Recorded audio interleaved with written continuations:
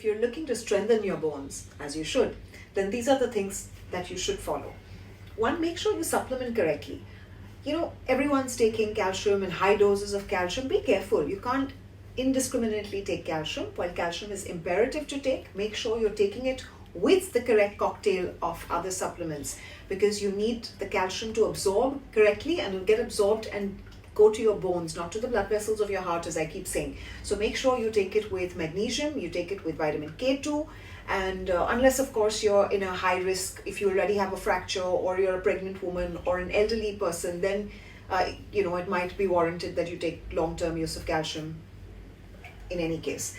Exercise, especially resistance training. So whether you walk, whether you use your own body weight, or whether you actually lift weights at the gym or at home or whatever, any form of resistance training will help build strong bones, because they also help the formation of osteoblasts. Osteoblasts are the cells that actually help build new cells which go and form a strong bone matrix. So that's what you must incorporate. Don't forget to fix your hormones.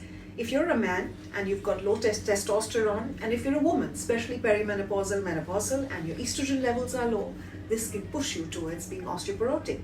So take the necessary steps to fix these hormones. Focus on sleep and stress reduction, both of which can actually increase your cortisol levels and can cause a disruption in hormones and can actually cause osteopenia and porosis. When your sleep is interrupted, there is a imbalance in your osteoclasts and osteoblasts, and you need your osteoblasts to help you during sleep to actually help lay good bone. Last but most important, make sure you're not eating processed food, because that is going to increase your inflammation, especially if you're going to eat a lot of sugar. Now, also remember, what is your bone made up of? 50% of your bone is collagen. So eat foods which actually help increase the collagen production. Eat also foods that are high in calcium, magnesium, and D, like I've said, to help with the bone matrix. And as far as other lifestyle changes are concerned, give up smoking completely. There's no room for smoking for various reasons. Make sure you're not having alcohol, and if you are having alcohol, not more than 2 drinks a day, and there is no room for aerated beverage. The high phosphoric acid leaches the bones, among many other things that it does to weaken your bones. And finally, how do you really know that you've got osteopenia or osteoporosis? You do a scan called a DEXA scan.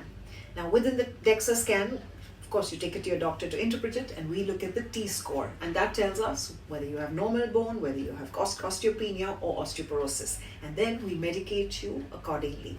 I like to save the medication for last, only if the lifestyle changes that we have discussed does not work, or you're so far gone that you've got osteoporosis in 3 of the areas that the DEXA scan shows. Also, I like to recommend blood tests to check for calcium, magnesium, vitamin D, so we can supplement accordingly and just not, the same medication and supplements for everybody.